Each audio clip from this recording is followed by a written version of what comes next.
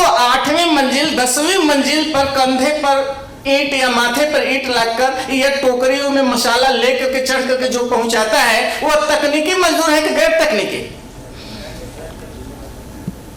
एक सेठ को कहिएगा कि गैर तकनीकी का काम है तो एक टोकरी में मसाला लो 10-15 किलो और पहुंचाएगा वो 10वीं मंजिल तक, नहीं पहुंचा पाएगा वो। ये काम तकनीकी है। 10वीं मंजिल पर 50 ठो 10 ठो 20 ठो ईंटा माथा पर लाद करके पहुंचाना तकनीकी है। ये व्याख्या गलत होती है, इसलिए हमारे श्रम का मूल्य नहीं मिल पाता है। तो हम बहुजनों के पास श्रम सबसे ज्यादा है और श्रम का शोषण सबसे ज्यादा हुआ है। ये नुकसानदायक है हमारे। तो नीति का बहुत जबरदस्त लाभ होता है और उन्हीं नीतियों की प्रक्रिया की बात आती है। एक नीति है कि यहाँ यदि हॉल में बैठे सभी लोगों को सबके हाथ में एक टिफिन का पैकेट पहुंच जाए, किसी एक व्यक्ति को कम ना रहे या 10-20 पैकेट फालतू बच न जाए। हम चाहते हैं कि रिसोर्स का सबसे ज्यादा और बेहतर मूल्यांकन हो सके, कोई हाथ टिफिन विहीन नहीं रहे और कोई भी ऐसा मामला नहीं आए कि 10-20 फालतू यहाँ बच जाए। तो इसके लिए जरूरी है कि इस हॉल के अंदर कितने लोग हैं ये हमें जानकारी समय पर मिलना चाहिए। यदि ये जानकारी हमें समय पर मिल जाता है तो हम उतने पैकेट तैयार करते हैं और उतने हाथों में दे देते हैं। इससे क्या होता है, रिसोर्स की बर्बादी नहीं होती और सभी के भूख भी शांत हो जाते हैं। तो यदि इस हॉल में यदि अव्यवस्था नहीं फैले, और इसके लिए जरूरी है कि जो लोग आते हैं उनकी संख्या का ठीक ठीक पता होना चाहिए। तो हम भी चाहते हैं कि समाज में जो भारतीय समाज की मैं बात कर रहा हूं, सिर्फ भारतीय और भारतीय उपमहाद्वीप के बाहर की बात नहीं कर रहा। तो भारतीय महाद्वीप की एक कड़वी सच्चाई है कि यहां वर्ण और जाति है। यदि वर्ण और जाति है, किस वर्ण में कौन लोग हैं, कौन कौन जातियां आती हैं, ये विचारधारा के आधार पर आप समझते हैं इन चीजों को और कहीं न कहीं चर्चा भी करते हैं। प्रत्येक व्यक्ति इससे प्रभावित है। एहसास कितना है ये अलग बात है। जैसे एक ईंट बाहर दरवाजे के सामने रोड पर रख दीजिए, यहां से जब आप भीड़ के तौर पर बाहर निकलेंगे तो कईयों के पैर में ठोकर लगेंगे या कईयों ने ठोकर उस ईंट पर मारेंगे। ईंट को एहसास नहीं है कि हमें ठोकर मारी जा रही है। क्यों नहीं एहसास है? तो चूंकि उस ईंट के पास विकसित चेतना नहीं है। वह ईंट जड़ पदार्थ है।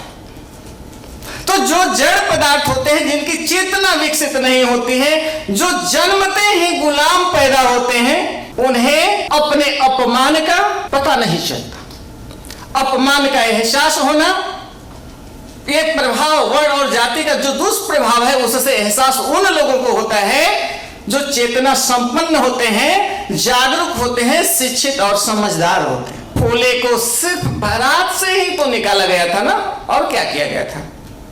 सिर्फ बारात से बाहर निकाल देने का अपमान फूले नहीं झेल पाए। 2 दिन तक चिंतन करते रहे कि ऐसा मेरे ही साथ क्यों हुआ, और फिर उस चिंतन के बाद ये आंदोलन खड़ा हुआ। अम्बेडकर के भी साथ ऐसा ही हुआ। वो भी तो पढ़ लिख करके टाई हेड सूट बूट में लौटे थे बड़ौदा नरेश के पास, फेंक करके फाइलें और अलग रखी कपों में चाय देने के बाद उन्हें भी एहसास हुआ ये जाति भेद का दंश। ये रोज होता है और आज भी होता है, पहचानने की सिर्फ जरूरत है। यदि लोग कहते हैं कि हमारे देश में हमारे लोगों के प्रमुख पदों पर संख्या बढ़ गई है, तो ऐसी बात नहीं है। हम सब के बच्चे लूडो खेलते हैं, गोटियां चलते हैं, आगे बढ़ते जाती है गोटियां। एक ही प्रक्रिया होता है। उन गोटियों का कोई खास महत्व नहीं होता। महत्व होता है उस जगह का। एक ऐसी जगह है जहां गोटियां रखने पर कटती नहीं है, और कुछ जगह ऐसे होते हैं जहां गोटियां कट जाती हैं। तो जिस जगह पर गोटियां नहीं कटते हैं उस जगह का मूल्य है, उसे कहते हैं प्लेस वैल्यू। तो ऐसे प्लेस पर हमारे मूल निवासी बहुजन समाज के लोग आज भी भारत में पदस्थापित नहीं हैं। यदि किसी पार्टी में कोई सांसद है या मंत्री है, पार्टी संविधान में बाबा साहब ने उसकी सुरक्षा के भी वर्णन इधर किया कि संसद या विधायिका में उसके द्वारा कुछ भी बोले गई बात को लेकर के कोई एफआईआर दर्ज नहीं हो सकता। उस व्यक्ति में जुबान पैदा हो, भयभीत नहीं हो, निर्भय होकर अपनी बात कर सके, इसलिए यह व्यवस्था, ये प्रबंध इस संविधान में की गई। पार्टियों के कर्णधार लगभग सभी व्यक्तिवादी और हमारे विरुद्ध प्रचार और षड्यंत्र करने वाली पार्टियों के प्रमुखों ने एक ऐसी व्यवस्था बना दी कि कोई भी बात सीधे सीधे विधायिका में जाके आप नहीं बोलेंगे, पहले इधर आकर के पार्टी फोरम में बोलेंगे और पार्टी फोरम से पास हो जाएगी ये बात, तब जाकर उधर कहेंगे। और अपने 2-3 लोगों को उन्होंने कमेटी बना दी, न उस कमेटी में पास होता है, न हमारे उधर लोग जाते हैं और न उधर बोल पाते हैं। इसको कहते हैं मुंह में जाबी लगाना। किसान अपने पशुओं में लगाते हैं कि फसल के काम करते हैं और वो फसल नहीं चल सके, तो उसी प्रकार से ये हमारे प्रतिनिधियों की जाबी लगाएगा, पहले कमेटी में इधर बोलो, कमेटी पारित करेगी तब उधर विधायिका में बोलो। तो इस प्रकार से जो षड्यंत्र होते हैं, इन षड्यंत्रों को हमें पहचानने की जरूरत होती है। तो ऐसा ही एक षड्यंत्र होता है कि जब हम प्रमोशन में या स्पेशल प्रोविजन के तहत रिजर्वेशन में अपनी बात कहते हैं कि हमारी आबादी 60% है और हमको 60% मिलना चाहिए, या हम कहते हैं जगदेव बाबू के शब्दों में कि हम 90% हैं तो हमें 90% मिलना चाहिए। तो यही कोर्ट जो अपने यहाँ बहुत भरोसेमंद संवैधानिक संस्था मानी जाती है, कहता है कि आंकड़ा लाओ, और जब आंकड़ा उन्हें दिया जाता है तब कहते हैं ये तो बहुत पुराना हो गया, अमान्य है। तो नए आंकड़े चाहिए, सिर्फ स्पेशल प्रोविजन और रिजर्वेशन पाने के लिए नहीं। भारत देश के अंदर सभी नागरिकों का जो हम कहते हैं सम्मान पूर्वक जीने का अधिकार, उस सम्मान पूर्वक जीने के अधिकार को लागू करने के लिए एक व्यवस्थित और वैज्ञानिक आंकड़ा की जरूरत है। वह सिर्फ अर्थशास्त्र के लोगों के लिए नहीं, वो समाज शास्त्र के लोगों के लिए भी जरूरी है, वो साहित्य के लोगों के लिए भी जरूरी है, वह ज्ञान विज्ञान के प्रत्येक क्षेत्र के लिए जरूरी है। और इसलिए एक मुकम्मल, एक व्यवस्थित आंकड़ा की जरूरत हमें पड़ती है।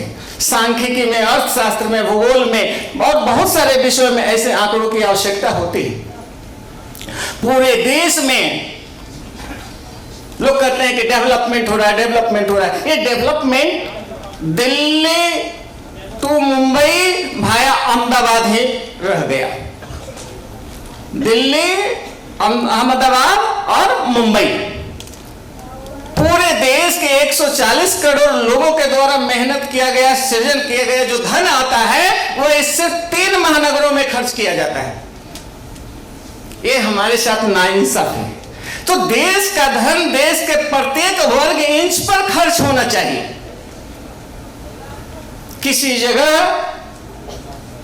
सड़क के किनारे टाइल लगाया जाता है और टाइल को फिर कपड़े से पोंछा जाता है, मशीन से दवाइयां छिड़की जाती है। और कई जगह है कि नाला कच्ची है, पानी बह रहा है, मच्छर पनप रहे हैं और साल भर के या 5 साल में भी वहां कोई मच्छर मारने की दवा नहीं छिड़की।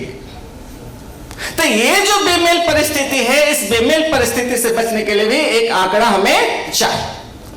तो जिन साथियों ने लगातार बामशेफ के अधिवेशनों में पार्टिसिपेशन किए वो जानते हैं कि सन 2001 के आसपास, सन 2011 के आसपास और इधर सन 2019 से लेकर अभी तक, इधर कोरोना से पूर्व और कोरोना के बाद भी हम लगातार ऐसे आंकड़े तैयार करने की प्रक्रिया में हम आंदोलन चला रहे हैं।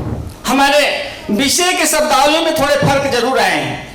पहले हम सब कहते थे कि ओबीसी लोगों की गिनती होनी चाहिए, हम कहते हैं आज ओबीसी के नहीं, सभी जाति के सभी लोगों की गिनती होनी चाहिए। दुबे जी कितने हैं, चौबे जी कितने हैं, मिश्रा जी कितने हैं, ओझा जी कितने हैं, कुशवाहा जी कितने हैं, यादव जी कितने हैं, रजक जी कितने हैं, राम जी कितने हैं, रैदास जी कितने हैं, सबकी गिनती होनी चाहिए। यादव, भूमिहार, कायस्थ, कलवा, सबकी गिनती चाहिए हमें। और जब गिनती हो जाए तो जिसकी जितनी भागीदारी, जितनी संख्या है, उस अनुपात में रिसोर्स का बंटवारा होना चाहिए। हमारे देश की समस्या क्या है? हमारे देश की समस्या है, यहाँ 100 लोग हैं, मान लीजिए, कल्पना कीजिए, और 100 रोटी भी है। 100 लोग और 100 रोटी, कोई समस्या है क्या? कोई समस्या नहीं। समस्या यह है कि सिर्फ 10 लोगों को 90 रोटियां दे दी गई और इधर के 90 लोगों में 10 रोटियां उछाल करके फेंकी गई। ये जो उछाल कर फेंकने का भाव है, ये अपमान का बोध है।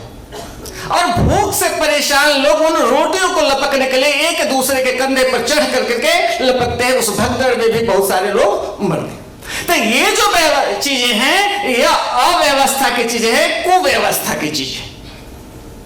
रिसोर्स भी है, लोग भी हैं। हमारे देश में अन्न कम नहीं है, सड़ जाता है। हजार नहीं, लाख लाख बोरियां अनाज सड़ जाते हैं और लोग बीमार, कुपोषित रह जाते हैं। तो नीतिगत मामले में हम आए, नीतियां हमारे बनाने वाली जो जगह है, जिसको लूडो के खेल में हम प्लेस वैल्यू कहते हैं, हम कह सकते हैं कि 2 लाख से ज्यादा सैलरी वाली जगह, पावर वाली जगह, ऐसे जगहों पर हमारे लोग नहीं है जहां प्रभाव पड़ता हो उनके समाज में।